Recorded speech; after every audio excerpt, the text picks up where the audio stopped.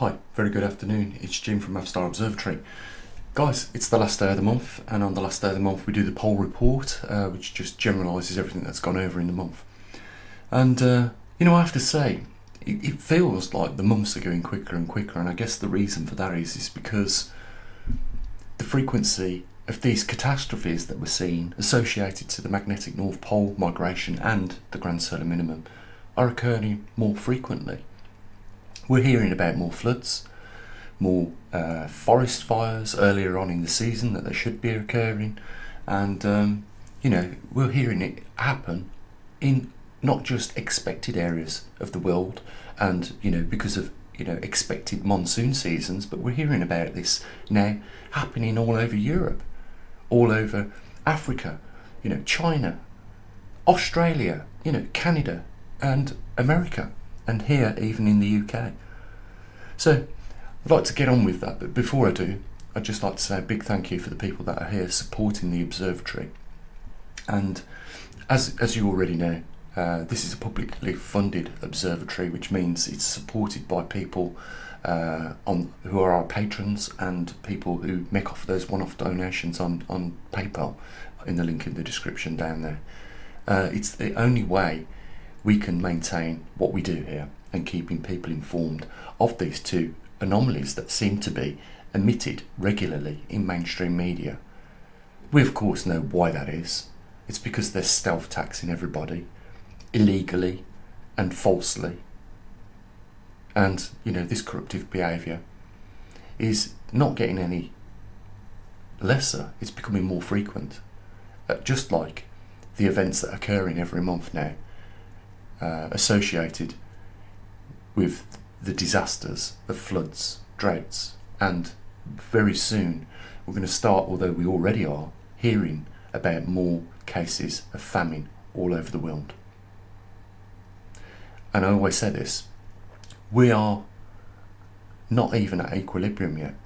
The pole hasn't crossed the point of where it reaches the weak field lines, which theoretically we have suggested that the 40-degree mark is that point.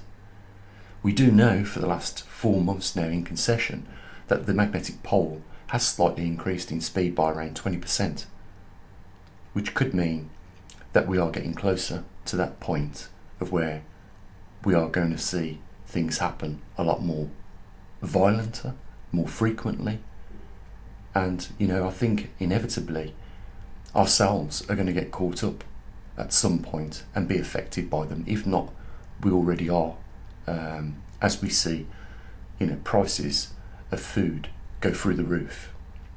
In some cases have doubled in the last 12 months, and of course climate affects every operation that humans have on this planet, and not just the technology. If we've seen a few months ago in Texas when they had that snowstorm which took out the grid and left millions of people without power, without water, and simple amenities that we take for granted every day. But it's not just the logistics that we're going to see, and it's going to be affected ourselves and our lives. We're also going to see ourselves probably being caught up in these events, ourselves being in those floods, or watching people in our cities or towns suffer the consequences of these catastrophes related to floods. It does appear now clear that what we are going to start seeing more of is floods. It seems clear that this is the common thing all over the world, where of course we live in like a biosphere. There is only a certain amount of water that is in the water cycle at any given time. So if the water is being deposited somewhere else in the world, then it must be also reducing at other parts of the world. So we could be seeing more droughts, and as a reason of those droughts, the increase in forest fires and fires in general are obviously likely to increase because the vegetation is drying out and it becomes tinder dry. One spark can set off a major fire. We're just looking at the jet streams today around the world, and I'll rotate the disc so that we can see different parts of the world and how they're being affected by the jet streams. In large, the jet streams are broken. If you sort of showed me this 20 years ago, I'd have said that this computer model is completely wrong, because there is interchange between subtropical and polar jet streams, and you can see there's a lot of feed going from the subtropical and around the equatorial region back up into the polar jet streams. So you know, when they talk about global warming, you know, if you've been watching the videos over the last few days that I've been doing, you know that they've got it 180 degrees wrong. It's actually global cooling, because it's only when cooling takes place that we get anything happen. And, you know, in this case, with regards to, you know, massive floods and, you know, record-breaking amounts of rain dropping, you know, hours, that usually takes a year. Well, it's largely because that warm, humid, subtropical region is transporting, you know, rain into a polar jet stream, which freezes it very quickly. And of course, you know, the clouds can't hold on to those water droplets because of the temperature change, and that's where we get the massive drop of heavy rainfall in a very short space of time. And then of course it floods and causes, you know, streets to turn into rivers. But if we just have a look around our world at the continents, you can see that this interchange between polar jet streams from the subtropical regions to the polar jet streams, both northern and southern hemispheres, are you know, broken. They shouldn't look like this. We should have a nice subtropical jet stream around 30 degrees and then a polar jet stream at 90 degrees, and it isn't the case. This is a new world that we're living in, and you know, it isn't getting any better. And you know, that's one of the reasons why I say, you know, it's time to take out the insurance policy for yourselves. I'm not talking about household insurance policies. If you live in a risk area, then certainly, you know, it would be foolish not to have that insurance.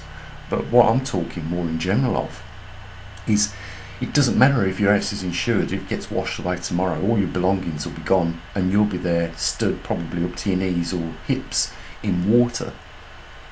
So the insurance policy I'm talking about you should have is minimum 3-month food supply and bug out bag with various amounts of equipment in there. And there are some great channels on YouTube which can tell you what sort of things to put in there, and it really doesn't cost a lot. I think you'd probably do it all for about $100 or $150 or £100, something like that. It doesn't cost a lot at all. But you would have gladly have spent that money if you found yourself in the situation where a lot of people do after the event has taken place. And trust me, listen to the news, and when they're interviewed, just listen to what they say. We never expected this to happen. We never thought this would ever happen. But it's too late. They're in that situation, and they're vulnerable because they haven't got just some simple amenities to get them by until they can get their feet on the ground again. You know, if you really care about your family and your loved ones, then you'll have just those simple things: 3-month food supply and, you know, a bug out bag, and you'll be ready.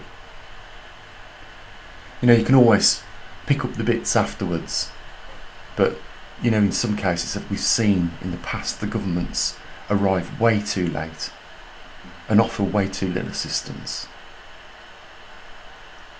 So, you know, we are very much dependent on our own abilities to take care of ourselves. And, you know, we shouldn't rely on anyone to look after our own families. So, you know, I'll leave it here, guys. You know, there's a lot of corruptive information out there. You have to refine it like a goldsmith would. And we live in times where, because of corruption, because of greed, you know, the general public are the very, very last to be informed. And, you know, I can't believe how many people are convinced by just a statement on mainstream media and believe it. And then they start talking about that as though they've seen the evidence and the facts. Well, very rare is it that the mainstream media actually show the facts. It's a strange world we live in. I'm going to leave it here, guys. I don't want to take up too much of your time. Tomorrow, hopefully, we'll get an Earth Health at the glance in, and we'll have a look at these anomalies a little bit more closer in detail.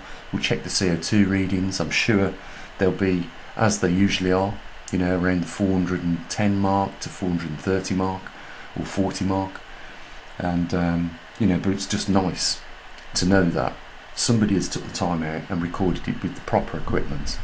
And, you know, it comes from a trustworthy source, which is not so easy to obtain in this day and age, I think you'll agree. So there's a link down there if you want to help support us at the observatory. And the only other thing to say is, guys, take care of your loved ones. And as always, bye for now. I'll see you soon.